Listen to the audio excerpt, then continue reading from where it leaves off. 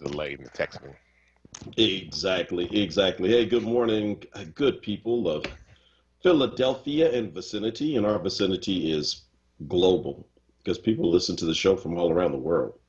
That's kind of dope. So, but if you're in Philly, you can check us out at 900 AM, 96.1 FM to listen to WURD Radio, WURD. That's the word. That's my word, son. You can also check us out at wordradio.com. You can go to the App Store, download the app on Google or Android. Yeah, Google or Android devices, same thing. Apple devices. And if you are one of the last 3 people in the world to rock a BlackBerry, I'm sure it's in that BlackBerry store too. You can interact with us live this morning on Facebook or on YouTube. We're on both places live each and every morning. Facebook, let me just give you a warning. It's a little bit more rowdy. They're not as polite as the YouTubers. Yes, YouTubers have a lot of respect. Yeah, they're like, YouTubers, it's like, YouTube is like some like high-end coffee shop in Chestnut Hill. You know, Facebook is all rowdy. It's like the Dunkin' in like any neighborhood, just like rough. Right. Don't come into Facebook, into the chat, and not expect to get your feelings hurt from time to time, because that's what they do. They do it in love. So good morning. Sitting across from me is Bishop Dwayne David Royster, also known as Royster. And sitting across from me is the Reverend Dr. Mark Kelly Tyler. And the glue that holds this show together and other shows as well is none other than Kawesa. Good morning. Salutations. How are you today? Doing okay. Yeah. I heard it's supposed to be foggy today. How was your ride in? Yes, very foggy. I don't know. When I was driving, I was trying to figure out if I needed like the air for my defroster or like the heat for my defroster. It was just rough, the whole way. My window kept fogging up and then it wouldn't. And I was like, okay, well, we're going to figure this out. But I made it. It's a little bit chilly, but not too bad. I didn't actually wear a jacket today. I wore long sleeves. It's supposed to go up to 80, I think. That's what I heard. Something, in the 80s. So it should be nice a little bit later. The roads are slick and they are wet. We did have that rain the other day, so I would caution people to drive slowly because it is wet. I know there's times when it's rained and like it doesn't even look like it rained the next morning, but no, it rained. So just be careful when you're, out there driving. Well, thank you. Man, it was raining all night. All night. Oh, man, I woke up, I don't know, just like one of those nights, the last couple of nights, woke up at like midnight, 1 in the morning, that kind of thing. And you know it is, you just can't go back to sleep. Right. And I was like, is that rain? I mean, it was coming down just like cats and dogs. So yeah, just please be careful because with all these potholes out here, the potholes fill up and you don't know it until you're in it. And all right, I'm gonna start rocking all my old school t-shirts that I used to use on different shows. So Robert likes this one. They want our rhythm, but not our blues. That's what my t-shirt says. That's a very nice t-shirt. I like that a lot, and I think it's very true.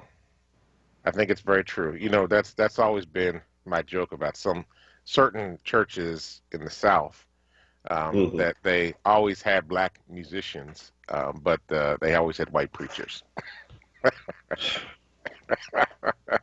I'm like, oh, you good with the music, you just don't want to hear us bringing word. Well, see, this is the problem that I have, quite honestly, with a lot of what is being called hip hop today. And I know that like Gen Z and younger millennials, up until recently, probably didn't have a good frame of reference, and sometimes I know I feel like I'm my mother now all of a sudden, and her Jim Crow experience that was passed on directly to me from her.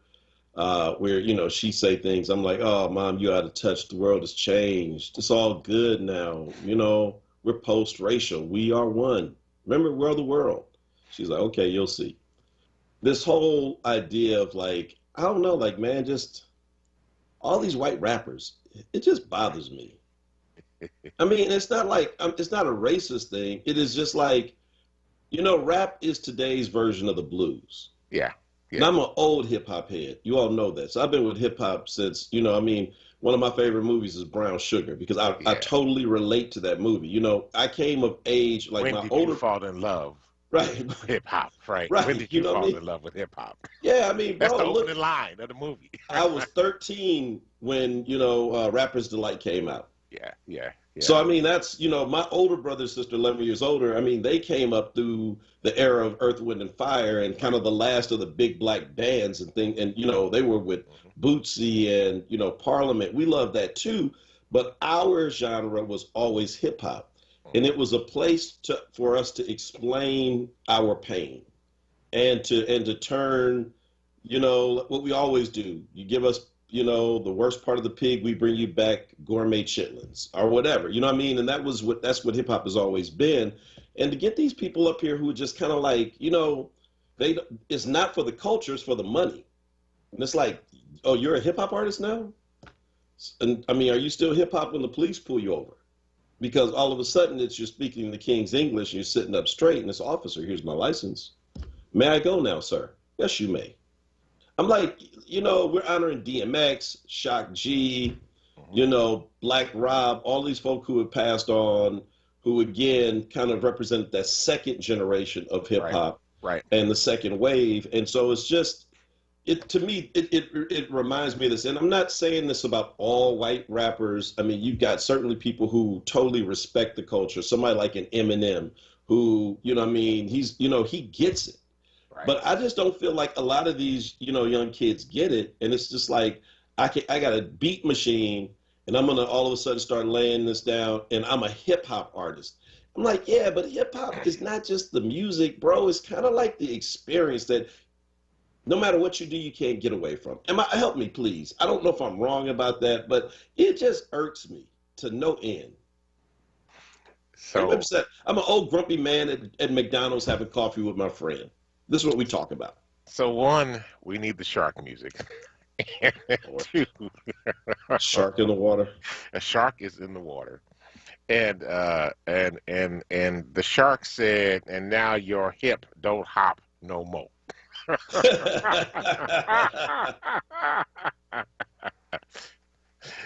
So, here's the other thing, though. Our parents and grandparents had the same experience with jazz. Yeah.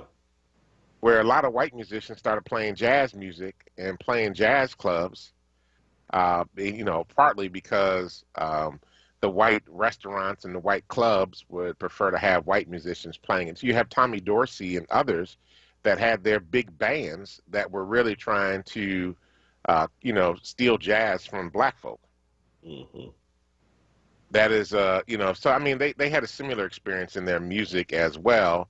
And whereas, the jazz musicians had to, use the green book to find a place to stay, and they had to make sure that they didn't hit those sundown towns when they were riding to and fro to their various venues. Mm-hmm. The white musicians could stay at the nice hotels, eat at the nice restaurants, and, play the nice venues, and could be totally okay with that. It's like... I mean, you have these images of like, these like, quote unquote hip hop artists showing up at like, protests, and they stand next to a black person and say, "Yeah, man, they keep killing us, dog." It's like, bro. What's up about the white rappers? Yeah, it's like not really. I mean, yeah. I mean, it's just such a. I don't know. I don't know what it is. It is a genre. But again, to me, it kind of misses the deeper cultural aspects of it. And it's not just, and I don't, there's cultural respect because all, music is like that. I mean, everyone sings classical, everyone sings, gospel and everything else. But it is when you want, as you said earlier, it's like we want your music, but we don't want you leading. So you're an alpha. Yeah. How do you feel about Vanilla Ice? Oh God, man, let me tell you, I remember. So this is before. So remember when Vanilla We Ice got to came explain out. what that means, though. Everybody knows what that means. Well, we got most of our listeners are our age. So yeah, but if you don't know, hit Google real quick and just do Ice Ice Baby. What Well, no, should come what's the up? relevance of that to the alphas, though? I got it. Okay. But so what should come up if you put in Ice Ice Baby is like some alpha stepping because that's our chant. You know, the Q's bark. You know, you hear Bishop all the time with the iotas, the kappas. You know, they hit the yo. Sigma's a go mob. Alphas it's Ice Ice Baby. And so it was like the late 80s, early 90s, this song came out, Ice Ice Baby, Too Cold, Too Cold. I mean, man, we were stepping up all over the place. This is before social media, so you don't know who these artists are right away. Bruh, I can tell you how crestfallen people were when they found out that was a white dude from like the upper Northwest. And super corny at that. It was like a full stop on that song at Alpha parties. It's like, don't you dare come out stepping off of that. But listen, the reason I brought this up, though, is this. So it's Groundhog Day, essentially, for black folk, right? We got a guest coming on in the second segment, and we're going to also talk about one of these ballot questions, if we can, in the final segment today. But so I woke up this morning, turned on the news. What do I see? It is Al Sharpton, Reverend Al Sharpton, and it is attorney Benjamin Crump together on a stage at a funeral. And I'm thinking, wait a minute, why are they running old tape? It wasn't. Who was it?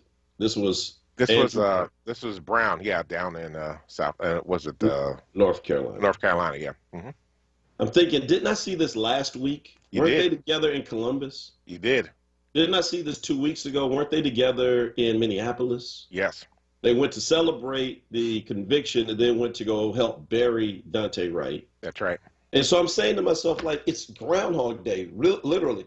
And so then what happens? What news story pops up in my feed this morning as I'm, kind of thinking of this, like, because in my mind, I framed it as this. If I wake up in the morning and I have to see Al Sharpton and Ben Crump together, I know it's a bad day for somebody black. Mm-hmm. I know that, right? Or it's reliving some traumatic experience. Now check this. So the movie Distant Strangers, the short that received the Academy Award, that was about the black guy who was killed by a white cop every day, no matter what he does. I saw that too. Right, so it's a spinoff of, it's, the black version, homage to Bill Murray's Groundhog Day. Well, apparently there was a woman. She's not black. She's not a male. But Cynthia Cow, she did a similar movie called Groundhog Day for black men. And it was picked up by I think it's Now This. Yeah, News Now. Now This. They wanted to promote and amplify it last year. When they saw it, they were like, oh, this is really powerful in this moment. Can we amplify your short? Well, sure, she's fine with it. But along comes Distant Strangers, which had been in production long before this, right? Before they reached out to her. They then went in partnership with Distant Strangers as well, the Netflix hit, and it won an Oscar. So now she is alleging plagiarism, that this black guy, whose name is Trayvon, right? That Trayvon copied the idea from her. Yes. I saw that. Trayvon Free. Now, he's got a white partner who he helped direct it with, but he's the writer. And I'm thinking to myself, my dear, I hear you. It is very much a coincidence, and I can understand why you might feel like somebody took your idea. But let's keep it 100. If you, as a non-black person and a non-male, if you had the idea that it seems like the movie Groundhog Day for black men, then Trayvon and probably 4 or 5 million other black men had that same idea. Royster, I can imagine when Distant Strangers came out, like millions of black men said, baby, come in here. Look at this movie. That's the idea I told you about. Yeah. Take Bill Murray's movie and put a black man in it who keep getting killed by white people every day. That's right. Didn't I tell you that idea? I'm like, how does she think like somehow This came to, so no black men had this idea? Well, but part of this issue, though, is that now this is one of the producers of the movie. And so she was sort of like, hey, she had an issue with that. I mean, I'm not saying that that's not the case. You know, that's not that what you're saying is not right. But I'm saying that, you know, I guess she feels some kind of way because they were like, yeah, let's promote your stuff. And then all of a sudden a movie's produced that, you know, it's different than that. So. Look, I totally, and you're right. I totally get why she would feel that way, but she shouldn't feel that way. Right. I hear you. Because Groundhog Day is one of the most popular movies, and you can't get away from it. There's certain seasons during the year where it's played on a loop all the time, and you put one and one together. One is Groundhog Day. Two is, like I said this morning, I mean, I didn't think of it as Groundhog Day. I just thought of it as, oh, man, here we go again. It's like literally, no matter what we do, because that was the point of the movie Distant Strangers and her point, which is if you are a college student, it happens. If you have your pants sagging, it happens. If you know what I mean? It doesn't matter. Remember, we used to laugh talking about if you wear a tuxedo, it won't happen. And then what happens? The kids at the Waffle House down in Tennessee get roughed up by the cops in tuxedos. That's right. With them slippery little tuxedo shoes on. Can't even fight back. Just getting dusted with some patent leather shoes. That ain't even a fair fight. At Waffle House. I mean, the point is that if you can think about it as a non-black person and a non-male, trust me, your idea is not original. Millions of black men in particular have already thought about it, and black women as well, because after all, black men are black women's sons. That's right. I have nothing against this person. I just think she's stretching it. I hear you. We got to take a break. I know, but before we go, we just got to say this real quick. Since you brought up movies, today for all the Star Wars fans out there, may the 4th be with you. Thank you very much. And also with you. Go out and watch the Star Wars. When we come back, we're going to talk to Dr. Tyrone Freeman, who is an author of a new, I don't know if it's a new book or not, but yeah, it's a book out on Madam C.J. Walker and her philanthropic work. Something that is not often discussed. He and I are going to be in a conversation next month with the Athenaeum, but wanted to get him on, just kind of tease that out a little bit. And we'll also talk today about one of the ballot questions, if not two of them, in the final segment. This is the Power Hour. Don't you go anywhere. We'll be right back. At Bank of America, we believe in the power of collaboration to create jobs and fuel economic opportunity. That's why we're working with local organizations to help people get the skills they need and build a growing pipeline of talent. I'm Jim Dever, Bank of America Greater Philadelphia Market President. Our partnership with Philadelphia Youth Network is just one way we're taking action to help more members of our community. What would you like the power to do? Bank of America N.A. member FDIC, equal credit opportunity lender. We do all we can to ensure our kids are happy, healthy, safe, and strong. Having high-quality, low-cost health insurance helps make that possible. With CHIP, your child can have medical, dental, eye care, and more for free or low cost. Whether you're self-employed, unemployed, or your employee benefits are just too expensive, CHIP is there for you to help your child be strong. CHIP Strong. Apply or renew today at 800-986-KIDS or go to chipcoverspakids.com. Paid for with Pennsylvania taxpayer dollars. The Sweet Treat Hut is the highest rated juice bar in Philly, located on the corner of 50th and Thompson Streets, providing delicious, healthy vegan food, juices, and smoothies. Treat yourself to a cup of happiness. Call 215-877-1471. You're listening to WURD Radio, 96.1 FM and 900 AM WURD, independent black media. Welcome back to the Power Hour. This is Dwayne Royster along with Mark Kelly Tyler. We're here Monday through Fridays from 6 a.m. to 7 a.m. to bring you the latest in news, happenings around Philadelphia, and, of course, our opinions, and we have plenty of those. Now, before we go further, I have to give a shout-out. Whoever it was that originally put May the 4th be with you in the Facebook chat. I lost the feed on Facebook. So, please, thank you for saying that. I don't want to take it like it was my original thought. It was not. And now everybody else is putting it in the feed. But, I just want to acknowledge that. You sensitive today because of the plagiarism? I don't want to be accused of stealing somebody else's idea. Again, it wasn't their idea either. Trust me. Some big news media outlet told them this morning it's May the 4th be with you day. I mean, see, there are ideas that are just out there circulating. I mean, oh my God. I don't want to get canceled. So, I just figured I better go ahead and make sure I acknowledge the appropriate individual who put that in there. So whoever it was, just like stick your hand up real quick so I know. I just want to properly acknowledge you and thank you for lifting that up so that we can just take their idea. Conversation. Do like we do as black preachers. You know what happens. The first time you use it in a sermon, it's, I want to thank member so and so for that wonderful idea that for the message today. And then the second time you preach it, it's like, I heard someone once say. And the third time you preach it, when I woke up this morning, the Lord told me. Yes. that's how it becomes yours. Here's a person that have to worry about those kind of claims. We have joining us this morning to discuss his new work and on someone that has always made African Americans proud, given what she did in the times that she did it. I mean, really.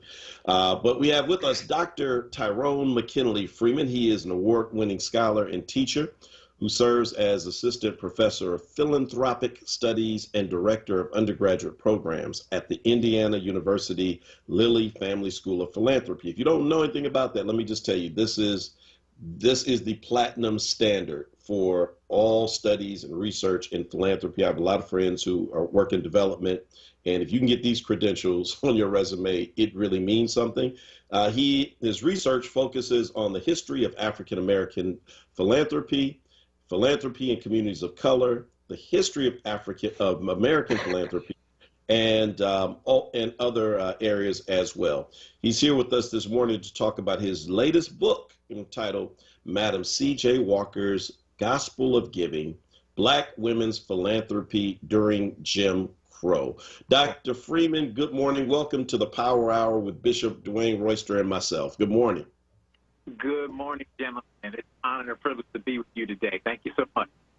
Yes, thank you. Yeah, absolutely. And so listen, I mean, to have a study on Madam C.J. Walker and to bring out such an important part of her life, most of us only know the business side, how she became a millionaire and all of that.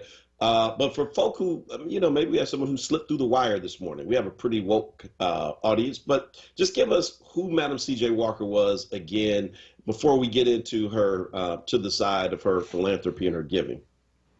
Oh, absolutely. She was born in Sour Creek Love on a cotton plant in Delta, Louisiana in 1867, and her whole family had been enslaved. She was the first freeborn child. But life quickly turned tragic. By the age of 7, she was orphaned, and around 10 or 11, she started working as a washerwoman, and she married, had a child, and then her husband died. So she's a widow in her mid-teens, and Reconstruction has been revoked by this point, and the angry white South has risen up and literally taken their country back. And so she finds herself now in this emerging Jim Crow America as this kind of poor, orphaned, struggling, widowed mother trying to make a way out of no way. And so she goes to St. Louis, where she connects with St. Paul AME Church, and her life begins to change. And she starts working for another black woman named Annie Malone, who had a hair care company at the time. And that introduced her to the field. She starts her own product, puts her own name on it. She marries a man named Charles Joseph Walker and becomes Madam C.J. Walker, puts her name and her face on the product, which was revolutionary. And then the rest is the stuff of history. And so you're absolutely right. Most people are familiar with the entrepreneur and the millionaire, but I wanted to talk about Madam Walker, the philanthropist and activist committed to the liberation of her people, and also Madam Walker, the devout AME. Wow. So first of all, so Bishop Royster is UCC, and we have this ongoing joke. It's so funny, right? Uh-oh. So our ongoing joke is I keep telling him everybody is AME or was AME, and he just so here you come again. Who knew she was AME? I keep trying to tell him this, and I'm gonna give you one tidbit that just blew my mind. I was ordained in my first ordination in the AME Church, ordained twice. Because I went to Payne Seminary in Ohio, so far from California, my bishop ordained me in the church that she belonged to, St. Paul AME in St. Louis. Oh, wow. Wow. That's amazing. I had no idea. Wow. So how does, so talk about her giving. And did her faith have any kind of role with that? Oh, absolutely. And first, let me just say, when I'm talking about philanthropy, I'm not talking about rich persons sprinkling money here or there, putting their names on buildings. I'm talking about the African-American tradition of generosity, which is something that has sustained us from the beginning of our American experience. And so I'm talking about the ways in which we use any and every resource to be of service to others, including family members, neighbors, friends, and strangers, and also hold America accountable for its promises as part of our own struggle for liberation. So I'm talking about the way that people serve and volunteer and care for others and hook each other up and sometimes share money just there's a whole bunch that goes into Black philanthropy that I'm writing about. And so for Madeleine Walker, we're used to this model of somebody spending their life accumulating wealth, becoming successful, and then later in old age becoming concerned about philanthropy and setting up foundations and doing things for others. That's not Madeleine Walker's story. Madeleine Walker, it turns out, was very philanthropic and very engaged in her community when she was that poor, orphan, struggling, widowed, single mother at St. Paul AME Church. In fact, she says in an interview later in her life that it was during that time in St. Louis at St. Paul that she learned it was her responsibility to help others and to help the race. And so she began knocking on doors and raising money and feeding others and being a part of the Mite Missionary Society, which was the women's auxiliary in the AME Church, a powerhouse of activism and service in the community.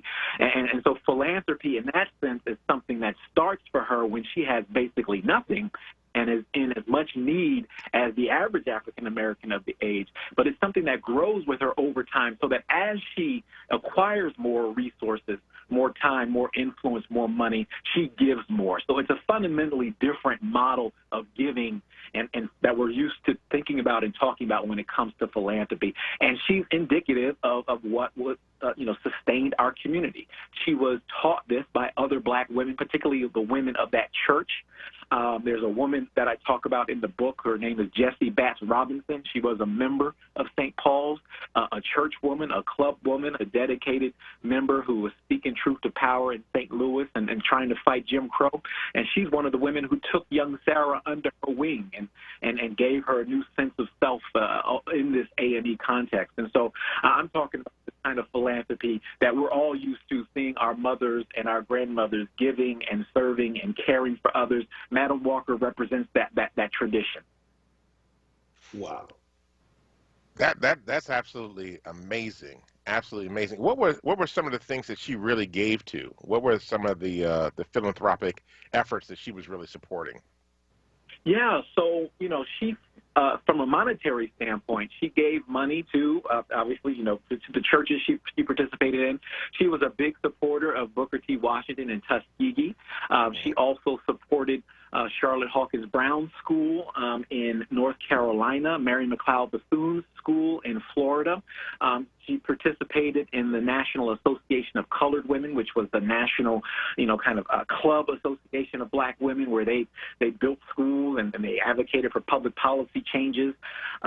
So she was on the front lines of the temperance movement, the women's voting rights movement, the anti-lynching movement.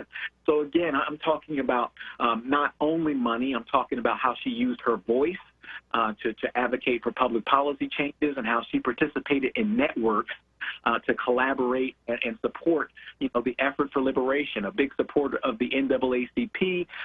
She built her own network of schools, so she was an educator too. That's another part of her legacy that I bring to the fore. She was also an educator, and people don't really know that or have that sense, and I take you inside her curriculum.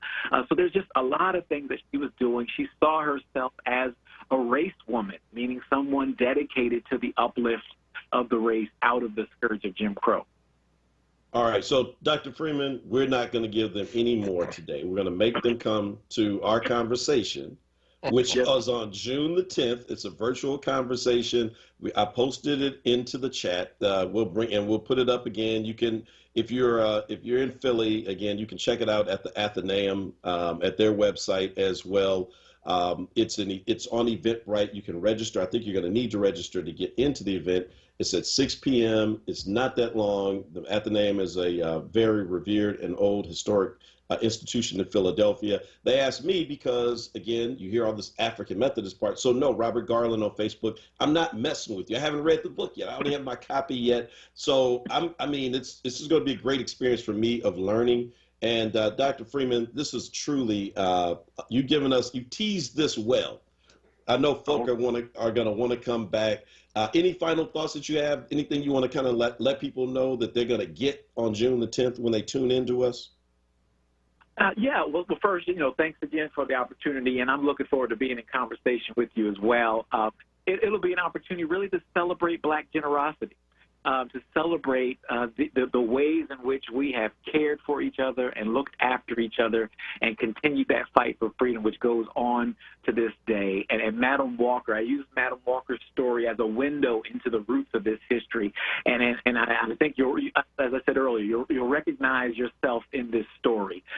She's not just this kind of extraordinary historical figure who became a millionaire when Black people weren't supposed to do it.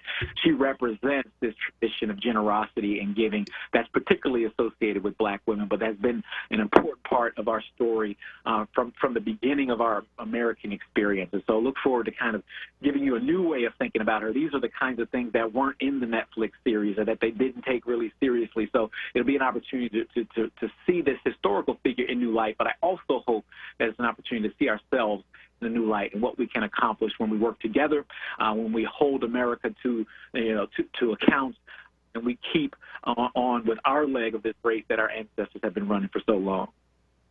Excellent, excellent, excellent. Thank you, Dr. Tyrone Freeman. And I'm going to connect you with the editor of the AME Christian Recorder, our newspaper, John Thomas. If you haven't met him yet, you should. He does a virtual conversation as well. This is fascinating. I'm sure there's much more to mine. Have a great day out there in Indiana, and keep up the great work, sir. Thank you, sir. Appreciate it. All right. So I feel good because our radio mentor, Nick Talaferro, also known as Jaws, for the way he harasses our show, swimming through the waters, he said, that's a good interview. That's a good get, gentlemen. Yes, I saw that. Whenever you get an attaboy from your mentor, it's just like, you want to pat yourself on the back. Well, that was all you, Doc. You did that. So it's great. Great job. Hey, well, listen, let me just say, so it's interesting that she came out of St. Paul. Like I said, I was ordained in that church, but that church has such a history and legacy of strong women. So it is considered the mother church of African Methodism west of the Mississippi. It's the first congregation of ours that was established west of the Mississippi, there in St. Louis in the 1800s during slavery. Mm-hmm. So, in fact, one of our bishops, Daniel Payne, got run out of St. Louis. He had to get back over to Free, Illinois, to stay out of jail.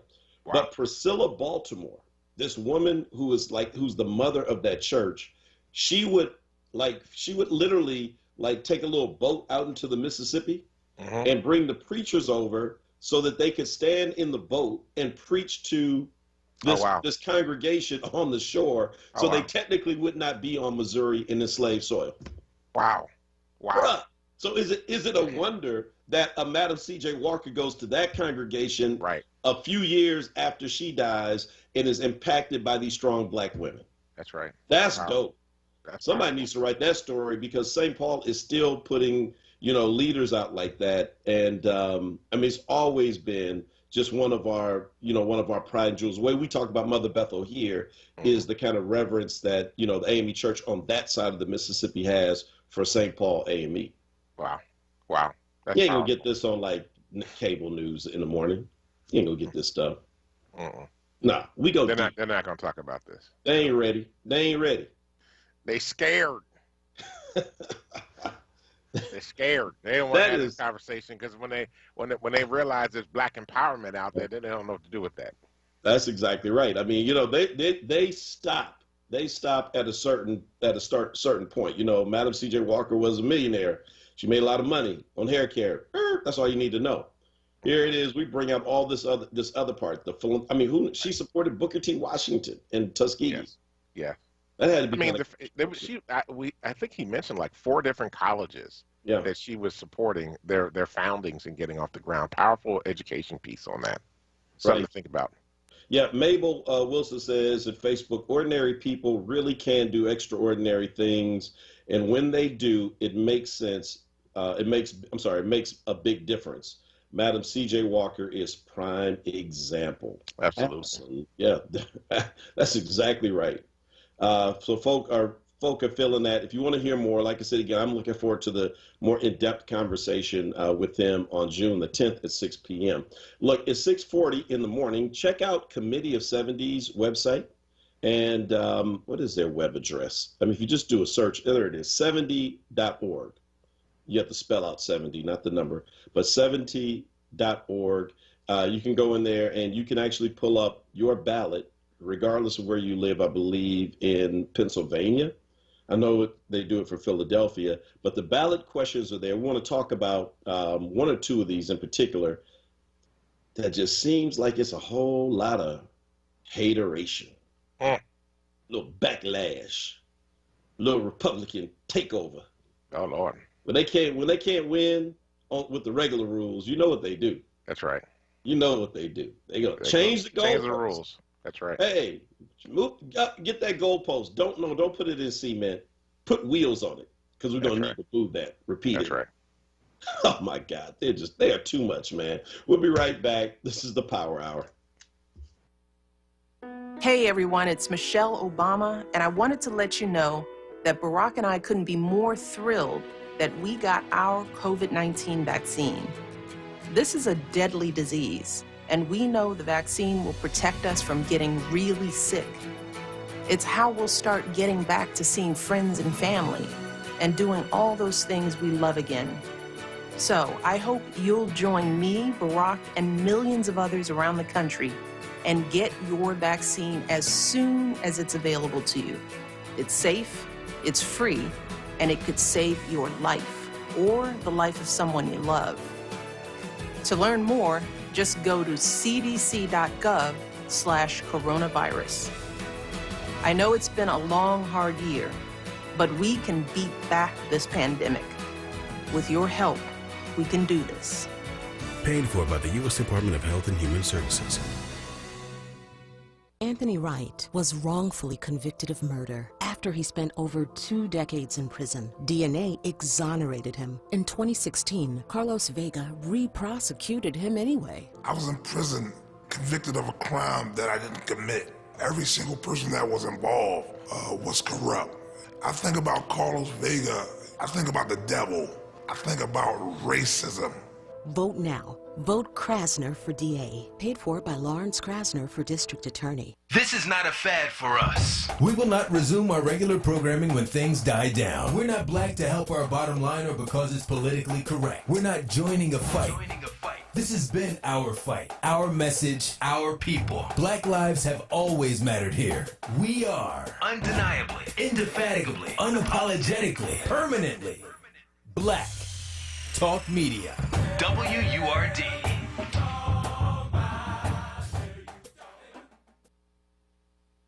Now, a traffic update on WURD Radio. Good morning. This report sponsored by Indeed.com. Some volume getting busy here in Philadelphia, southbound 95. Cotman down through Bridge, busy again. Betsy Ross through Girard. Further south, your Jam Ridley Park down to the Commodore Barry. All that is because of ongoing police activity. Northbound side, not too bad. Westbound Vine Lake Parkway through the Schuylkill Expressway. Schuylkill eastbound, both ways rather, east and westbound in pretty good shape. Boulevard Route 1 southbound, some volume building broad down to Fox through construction. 55 North Deptford in 42 now, a bit slow. With Instant Match, you can accelerate the hiring process. Just sponsor a job and you'll get a list of quality candidates whose resume fits on Indeed, matching your description. Fast hiring, no speeding tickets. Visit Indeed.com/credit. For more traffic information, log on to SigAlert.com. Jim Bachman with your Philadelphia area traffic. Now, a word weather update. Here's NBC 10 First Alert meteorologist Bill Henley. Clouds and a few showers this morning, becoming partly sunny and warm this afternoon, a high of 82 degrees. Evening showers and thunderstorms will dip down to 61 by Wednesday morning. Wednesday, 2 rounds of showers and thunderstorms later in the morning and again early in the afternoon. Then late day clearing with a high of 76. Sunny skies Thursday up to 67 degrees. I'm NBC 10 First Alert meteorologist Bill Henley.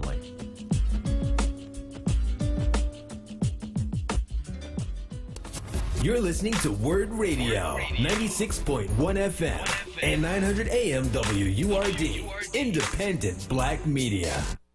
Welcome back to the Power Hour. This is Dwayne Royster along with Mark Kelly Tyler. Hey, Doc, you're getting a lot of accolades. First of all, Bernadette White said, Dr. Tyler, I love the shirt. She's over on YouTube, so she is celebrating your shirt this morning, saying a lot of people have agreed with that. And then Judge McCabe this morning is out there watching and says, thank you, Doc, for sharing this important part of the story. She's more than a self-made millionaire and businesswoman philanthropy. So this is really great stuff this morning. Glad to have you all here. But that's why, that's the great part about this show, right? I mean, it's and doing Black Talk Radio, which is that it does give you an opportunity not just to be an echo chamber of what's already out there. I mean, you can get that anywhere, But Black radio has always been like, Black media. And thanks to philanthropists throughout the years like Madam C.J. Walker, giving us something that we couldn't get anywhere else. I mean, this station was started by a Black philanthropist, lest we forget, Dr. Lomax. Lomax, that's right. Didn't take all of his money and just like run off, up into the hills and like, you all fight for the scraps among yourselves. He's like, there's a gaping hole here for good information. I'm going to use my resources for something good. And I'm going to who would think of something like that, right? Right. And so, it's just, I think there's a real responsibility for us, regardless of what we have. And philanthropy, you don't have to wait until you become a multimillionaire like a Madam C.J. Walker or a Dr. Lomax to give back. And there are a lot of people who do it on a regular basis. I'm thinking of some folk that I know who do book scholarships. They work regular jobs, but they've committed to book scholarships each year to young people in their congregation in Atlanta. And it's just what they do, like $500 a year for this person and that person. That adds up too. Bro, it may not seem like much to you, but it's given back. That's right. Yeah. That's right. So yeah, we did put we didn't put the movie info. I'm not sure where the movie is. Maybe it's on Netflix, but I did post in the chat if you go back, and we'll post it again as we get close about the actual talk on the 10th. So ballot questions. People have been asking us a lot. Can you all please talk about the ballot questions? We know there's a DA's race because there's just a commercial on where somebody got accused of being the devil. Not being the devil. Just when I hear his name, I think about the devil. I was like, wow, that's a strong commercial. I'm like, man, that threw me. I'm like, okay, I like to go hard on the commercial, but man, that's like, whoo. Yeah. That was a bit strong for like 6:40 something in the morning. That commercial needs to come with a trigger warning. If you have problems with the devil, please tune off for a moment, then come back in, because you're about to hear about Satan.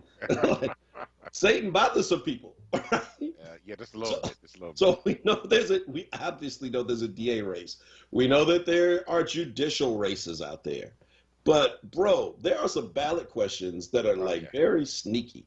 Why is it that whenever Republicans can't get their way, they try to use these state legislatures that they have somehow in a state like what's the Democratic to Republican ratio in Pennsylvania? Actually, there are more Democrats than Republicans. It's a slight majority, but not much. It's a slight majority.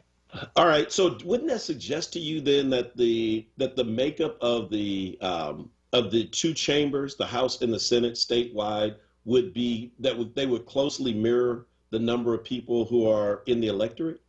Well, under normal circumstances, that would make sense. However, because of the way our districts have been designed and jerry-rigged, the Republicans cut them in such a way that they always maintain control. When the minority keeps control of the majority, I think they call that something like apartheid. I think that's right. So the minority has the control of the majority of the House seats and Senate seats. And unless there's some kind of seismic shift, that's not going to change anytime soon, especially given the last census numbers. And so they've been very upset over the last year about Governor Wolf and his COVID restrictions. They said he's heavy-handed. He won't let us be like Ron DeSantis in Florida and just run around maskless and just party till we drop. You know, now, I mean, say what you want about Governor Wolf and last year, and I know that a lot of folk may not have agreed with it, but his heavy-handedness probably saved your life if you're listening. Absolutely. Absolutely. Having buried my fair share of COVID victims, and it's very sobering to say, in the last year, and, you know, and people who, you know, have felt like they're, you know, superhuman and they could do anything. This has been a very, very, I mean, Philadelphia alone, as many people that died of heart disease, roughly speaking, which is the #1 killer in our city each year, about that same number died of a disease we never heard of the year before. It beat out cancer last year in Philadelphia. That is with the extreme measure of not even coming together. If Governor Wolf had allowed things to just go as they were, then that number would have been probably 10 times as high. Absolutely. And so the legislation that they're seeking to pass, the one that we want to talk about, is around the emergency orders. And there are actually two questions related to it, right? One is about disaster, proposed constitutional amendment, Article 4, and proposed constitutional amendment, Article 1. Well, I'm sorry. Actually, maybe let's just stick with that one, the first one. Oh, it's actually two right there. Article 3, Section 9, and Article 4. But they're both relating to the termination of or extension of disaster emergency declarations. And essentially, they want to take them out of the hands of the governor and place them in the hands of guess who? The same Republican legislature that will not give fair funding to public schools. Yep. What say ye, sir? Is this a good idea? No, it's a terrible idea, and you should vote no on this. So let me just be clear. You should vote no on this. That we do not want the state legislature to have the power to override the governor in those particular circumstances. That is not a good move. The state legislature, a lot of people don't know, we have over 200 members of the state General Assembly, which is the House side, and then there are almost 50 senators. So you got to get 250 people whose varying interests across the state are very different. The governor has to keep in mind the state as a whole, and so we want that power to stay in the hands of the governor. All right. So, well, I think we should have somebody come on and really talk about this more in depth. I'd love to hear somebody argue on the other side of it. That would be fascinating because maybe there's something that we're missing.